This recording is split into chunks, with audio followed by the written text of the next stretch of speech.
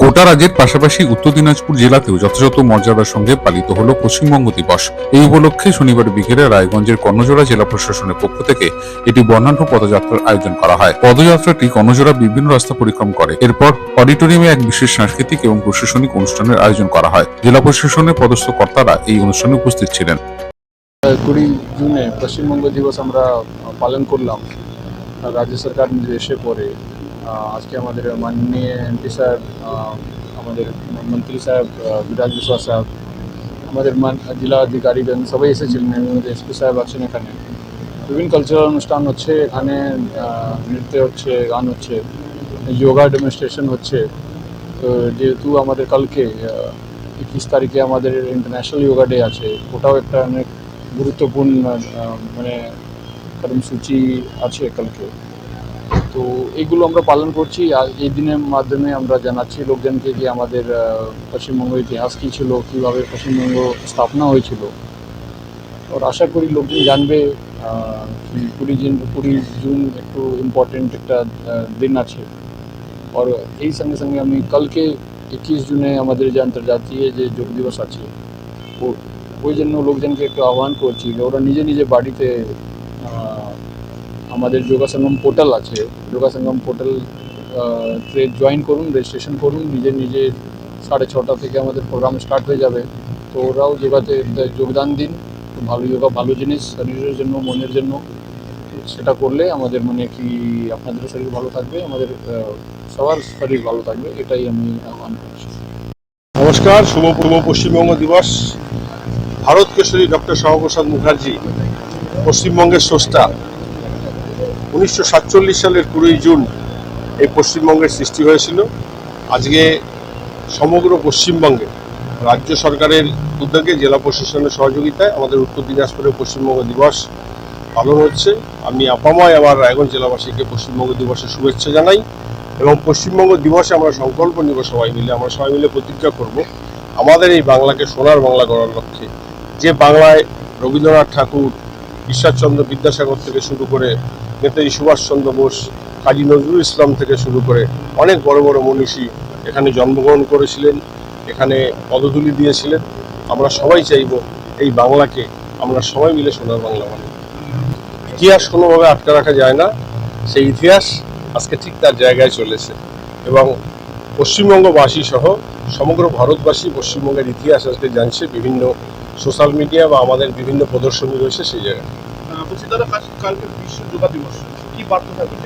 অবশ্যই যোগা দিবসে আমরা আমাদের ভারতবর্ষের যশস্বী প্রধানমন্ত্রী যোগা দিবসে পশ্চিমবঙ্গে এসছেন।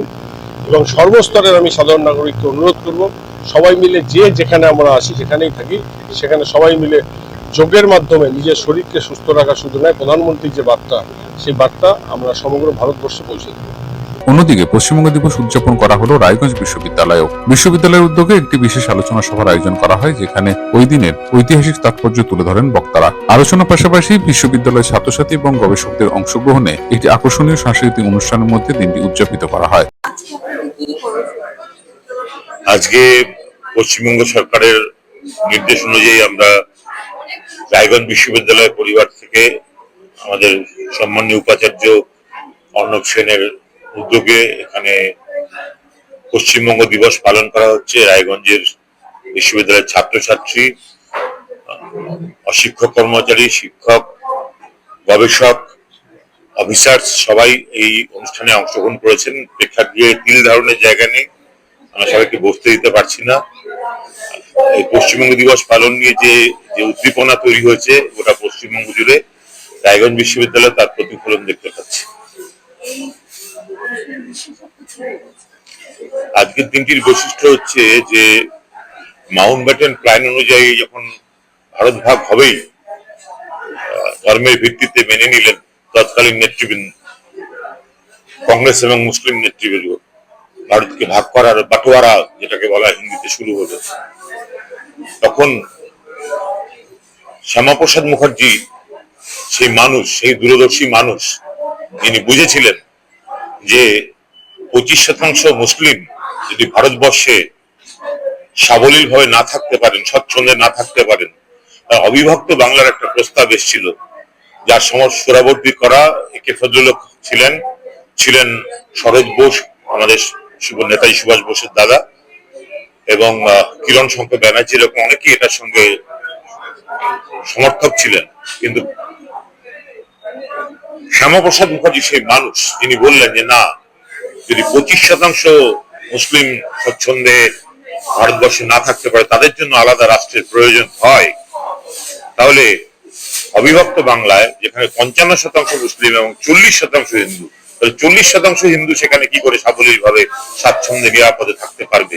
সুতরাং তাদের জন্য একটা হিন্দু বাসস্থান দরকার, হিন্দু হোমল্যান্ড দরকার। এটা তিনি অনেকদিন আগে ভাবতে পেরেছিলেন। তিনি ছিলেন দূরদর্শী। তিনি বাংলা ভাষায় বিশ্ববিদ্যালয়ে পড়াশোনা চালু করেছিলেন সেই স্বল্প সময়ের কালের জীবৎকালে। এই যুগপুরুষ, তার উদ্যোগে আমরা এই পশ্চিমবঙ্গ পেয়েছি, যেটা 20শে জুন